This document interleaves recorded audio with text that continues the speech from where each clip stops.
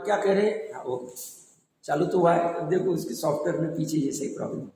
तो यहाँ पे क्या करे, या शिष्य फिर पूछता, क्या पूछता है, केवल ज्ञान शुद्ध है, क्यों, अशुद्ध शुद्ध की बात पूर्व में करके आ गए थे।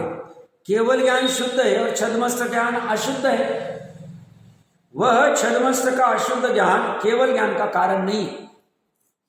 सब अशुद्ध ज्ञान से शुद्ध ज्ञान नहीं हुआ, प्रकट नहीं हुआ।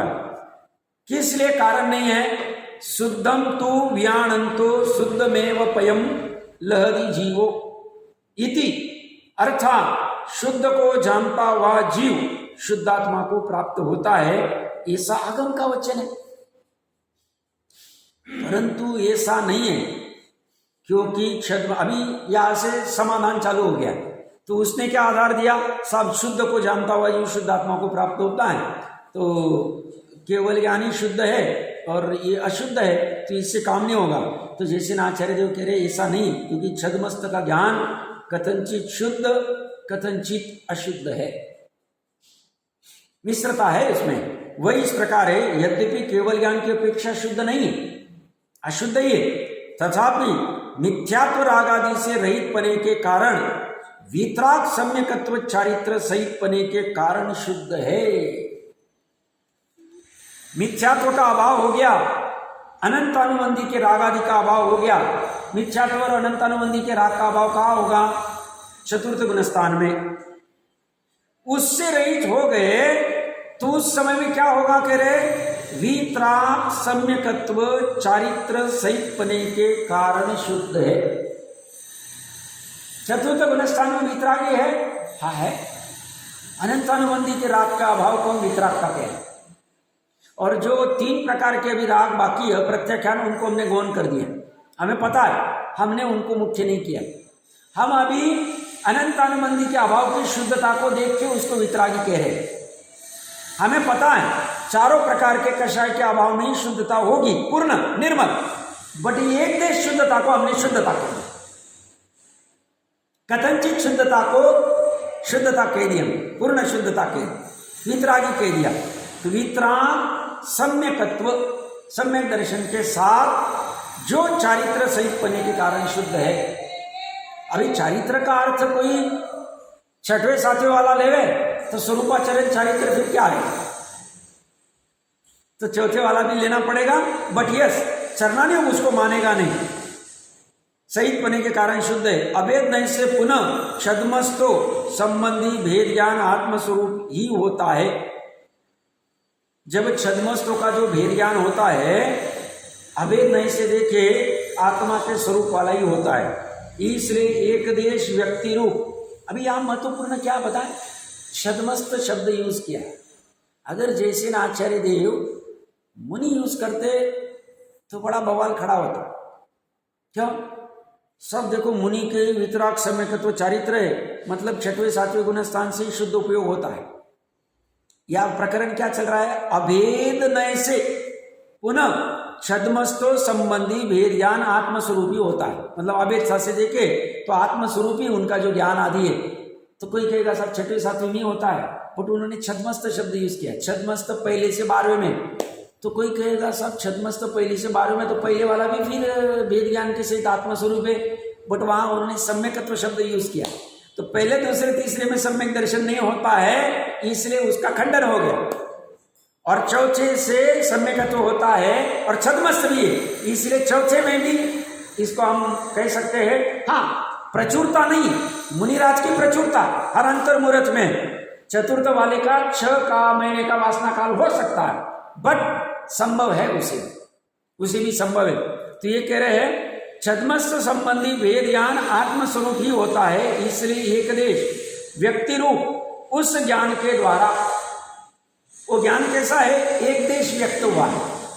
ये सम्यक ज्ञान है बट केवल ज्ञान नहीं। केवल ज्ञान और सम्यक ज्ञान में क्या फर्क है, केवल ज्ञान सम्यक ज्ञान है, बट सम्यक ज्ञान केवल ज्ञान होगा जरूरी नहीं। क्यों, मति श्रुत अवधि मन पर्यो ज्ञान, ये 4 सम्यक ज्ञान है बट केवल ज्ञान नहीं, इसलिए वो एक देश है। तो एक देश व्यक्ति रूप उस ज्ञान के द्वारा सर्वदेश व्यक्ति रूप केवल ज्ञान उत्पन्न होता है। आज तक अनंत जीवों का केवल ज्ञान उत्पन्न हुआ है तो एक देश व्यक्ति रूप सम्यक ज्ञान से ही हुआ है और किसी से नहीं हुआ। उस सम्यक ज्ञान की सामर्थ्य क्या पता है? चतुर्थ गुणस्थान वाला सम्यक ज्ञान विवेक वाला हो जाता है। उसे हित अहित हे उपादे इतना गजब समझता है कि वो बचता ही जाता और छूट जाता और केवल ज्ञान प्रकट कर लेता। उसे क्या करना क्या नहीं करना, क्यों करना क्यों नहीं करना, बड़ी बातें समझता। तो यहाँ कह रहे एक देश व्यक्ति रूप उस ज्ञान के द्वारा, मतलब मति श्रुत ज्ञान के द्वारा सर्वदेश व्यक्ति रूप केवल ज्ञान उत्पन्न होता है, इसमें दोष नहीं है। अभी कोई कहेगा साहब एक तरफ आप एक पर्याय का दूसरी पर्याय में अभाव कहते हो, तो ये एक देश व्यक्त रूप सम्यक ज्ञान है मति श्रुत ज्ञान और उससे केवल ज्ञान उत्पन्न हुआ, तो हम स्यादवादी या अपेक्षा खोली नहीं।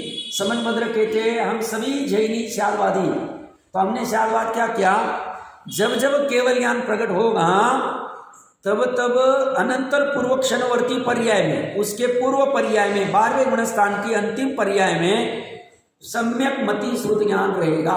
इसके अभाव पूर्वक वहां, इसीलिए केवल ज्ञान की उत्पत्ति का कारण इसको का, इसने उत्पन्न नहीं करा। एक पर्याय का दूसरे पर्याय में अभाव है, हम मानते प्राग भाव प्रध्वंसा भाव आदि की अपेक्षा से केवल ज्ञान की पर्याय अपने से उत्पन्न हुई डेफिनेटली,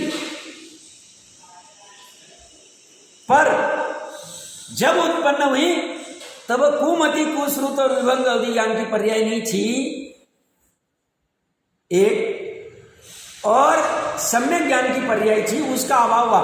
अभाव की अपेक्षा से उसको कारण कहा गया। किसको? एक देश व्यक्त रूप ज्ञान को, सम्यक ज्ञान, मिथ्या ज्ञान को नहीं। ऐसा कभी नहीं हुआ कि कुमति कुश्रुत और विभंग अवधि ज्ञान था और केवल ज्ञान हो गया। एक भी जीव का हुआ नहीं, होगा नहीं। मिथ्यात्व है और केवल ज्ञान हो गया, कभी नहीं हो, कभी नहीं हो। अनंत अनुबंधी का अभाव है और केवल ज्ञान हो गया, कभी नहीं हो। अनंत अनुबंधी और अप्रत्याख्यान का अभाव है और केवल ज्ञान हो गया, कभी नहीं हो। अनंत अनुबंधी अप्रत्याख्यान और प्रत्याख्यान कषाय का अभाव है और केवल ज्ञान हो गया, कभी नहीं हो। अनंत अनुबंधी अप्रत्याख्यान प्रत्याख्यान संचलन का अभाव है और केवल ज्ञान होगा, कभी नहीं हो। कैसे साहब? अभी वो वीर्यांतराय कर्म और ये बाकी के बाकी वो खत्म होके ही केवल ज्ञान हुआ। हाँ, जब जब केवल ज्ञान हुआ, ये चार का पहले अभाव हुआ, अनंत अनुबंधी आदि का, और दर्शनावरण अंतराय कर्म आदि आदि का अभाव हो। ज्ञानावरण कर्म का अभाव पूर्वक ही केवल ज्ञान हो, निमित्त नैमित्तिक संबंध है, हमें उस अपेक्षा से लगाना चाहिए। तो यहाँ पे कह रहे हैं इसमें दोष नहीं। इस पर भी यदि आपका ऐसा अभिप्राय है कि छद्मस का ज्ञान आवरण सहित है अथवा क्षयक्षमिक होने से शुद्ध नहीं, इसलिए मोक्ष भी नहीं है। किस कारण से शुद्ध नहीं है? छद्मस्तु का ज्ञान यद्यपि एक देश रूप से निरावरण है, तथापि केवल ज्ञान की अपेक्षा नियम से आवरण सहित ही है, क्षयक्षमिक ही है। और यदि आपका यह अभिप्राय है कि पारमाणिक भाव शुद्ध है, उससे मोक्ष होता है, वह भी घटित नहीं होता है। ये क्या कहना चाह रहे? ये कह रहे सब पारमाणिक भाव जो है, पारमाणिक भाव किसे कहेंगे? जो परम पारमाणिक भाव है त्रिकालिया, तो बोलते वो शुद्ध है, उसी से मोक्ष होता है। तो आगे वही कहेंगे जो पूर्व में क्या है, उससे मोक्ष होता है। तो अभी तक क्यों नहीं हो रहा है? वो तो बंध और मोक्ष से रही, ये चर्चा आएगी। एक दूसरा है उत्पत्ति की अपेक्षा से पर्याय में होता है, और वो पर्याय शैक्षणिक ज्ञान आदि वाली रहेगी, उसी की रहेगी। तो वो अभी क्या कह रहे हैं कि सबसे पहले अच्छी बात क्या है, जब हमें सम्यक ज्ञान हो जाए, मतलब आत्मा का निश्चय से ज्ञान हो जाएगा, सम्यक आत्मा का निश्चय से श्रद्धान हो जाएगा, जिसे शुद्धोपयोग कहते हैं, तो हमारा सम्यक ज्ञान एक देश निरावरण रहेगा, उसका आवरण कुछ घट जाए। अब वो कितना कैसे घटा केवली जान, बट आवरण घट जाए। ये कौन कह रहे? जैसे ना आचार्य देव कह रहे। तो शैक्षणिक में जो शैक्षणिक कुमति कुश्रुत ज्ञान था वो पूर्ण आवरण वाला था, और जैसे ही सम्यक ज्ञान हुआ तो उसका एक देश आवरण हट गया, इस अपेक्षा से निरावरण हो गए। पूर्ण निरावरण नहीं हुए, केवली जैसे। देखिए फिर से पढ़ते हैं, छद्मस्व का ज्ञान यद्यपि एक देश रूप से निरावरण है, मतलब जितने भी सम्यक ज्ञानी हैं उनके ज्ञान का कुछ आवरण हट गया है, तथापि केवल ज्ञान की अपेक्षा से नियम से आवरण सही थी, शायद क्षमा किए। और यदि आपका यह अभिप्राय है कि पारमार्थिक भाव शुद्ध है, उससे मोक्ष होता है, वह भी घटित नहीं होता है। किस कारण से घटित नहीं होता है? केवल ज्ञान पर्याय प्रकट होने के पहले से पारमार्थिक भाव का शक्ति रूप से शुद्धपना है, परंतु प्रकट रूप से शुद्धपना नहीं है। मतलब क्या कह रहे हैं?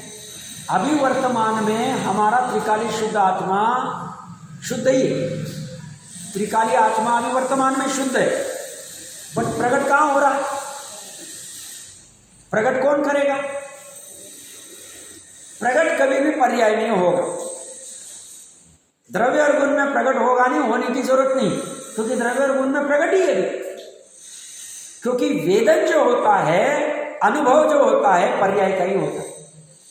हम वेदन किसका करते हैं? जैसे हमको यहाँ किसी ने कुछ चिमटा लगाया, सो हमें अंदर में दुख का वेदन हुआ, ये पर्याय में हुआ, द्रव्य में नहीं हुआ, गुण में नहीं हुआ। पर्याय आत्मा से बाहर नहीं, आत्मा में ही, पर भेद विवक्षा से पर्याय में हुआ, और अवेद विवक्षा से पूरे आत्मा में हुआ, ऐसा कहने में आया, कहने में बाधा नहीं। ऐसे ही सुख का वेदन कहां होगा? ज्ञान का वेदन कहां होगा? शुद्धता का वेदन कहां होगा? तो जैन धर्म क्या है? तो कह रहे हैं जो शक्ति रूप शुद्धता है उसको व्यक्त करना ही जैन धर्म है।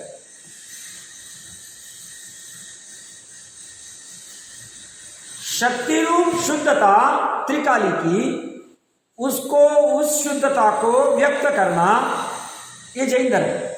व्यक्त होगा पर्याय में, ये पूरा एक ही आत्मा में होगा। ये तो हम भेद विवक्षा से इसे पर्याय कह रहे हैं, इसे त्रिकाली आत्मा कहें। अनंत गुणों का समरूप त्रिकाली आत्मा, उत्पाद वे की पर्याय, ये उत्पाद वे की पर्याय, ये ध्रुव, ये दोनों मिलके एक आत्मा। इनके दोनों के प्रदेश एक, मतलब क्षेत्र एक, दोनों का प्रमाण का द्रव्य एक, इसका काल एक समय का है, इसका अनादि अनंत एक जैसा है, ये उत्पन्न और नाश नहीं होगा। तो काल अपेक्षा से ये अनादि अनंत है, ये एक समय है, और भाव अपेक्षा से ये क्षणिक भाव है, ये त्रिकाली भाव, इतना सा फर्क है। तो जैन धर्म सरल क्यों है, कठिन क्यों नहीं है? शक्ति रूप पड़ा है, उसे व्यक्त करना कठिन क्यों है? सभी व्यक्त करने के लिए तीन लोग तीन काल का निरावलंबी होना पड़ता है। कैसे होंगे? हम अगर भोजन छोड़ देंगे तो हम कैसे जी पाएंगे? हम कपड़े नहीं पहनेंगे तो ठंड और गर्मी से कैसे बच पाएंगे? हमारे पास पैसे नहीं रहेंगे तो हमारा घर गृहस्थी कैसे चलेगी? अब ऐसे पर द्रव्य का आलम्बन छोड़ नहीं पा रहा है श्रद्धा ज्ञान में, इसकी वजह से ये कठिन लगता। बट ये पर द्रव्य मुझे जिला नहीं सकते हैं, मेरे जीवन का कारण नहीं है, मेरे जीवन का कारण मेरी जीवत्व शक्ति है। धन मुझे जीवन नहीं दे सकता है, मेरे में अनंत वैभव का धन पड़ा हुआ है, अनंत धन है, ऐसा भान नहीं करता, इसलिए व्यक्त करना कठिन लगता। सब कैसे दोस्त को कैसे छोड़ेंगे, साधन को कैसे छोड़ेंगे, इसको कैसे छोड़ेंगे, उसको कैसे छोड़ेंगे, ऐसे से कोई विकल्प नहीं है। दब रहा, मर रहा, और उससे अनादि काल से दुख भोग रहा है। ये कहते हैं एक भी द्रव्य दूसरे द्रव्य का नहीं, एक द्रव्य दूसरे द्रव्य को सुखी नहीं कर सकता है। ये तुम 12 अंक का सार जानो, इससे तुम भेद ज्ञान करो और इसमें लीन था, बस बात इतनी सी। और उसी चर्चा करते हैं, शुद्ध की थोड़ी एक दो बिंदु बचे हैं।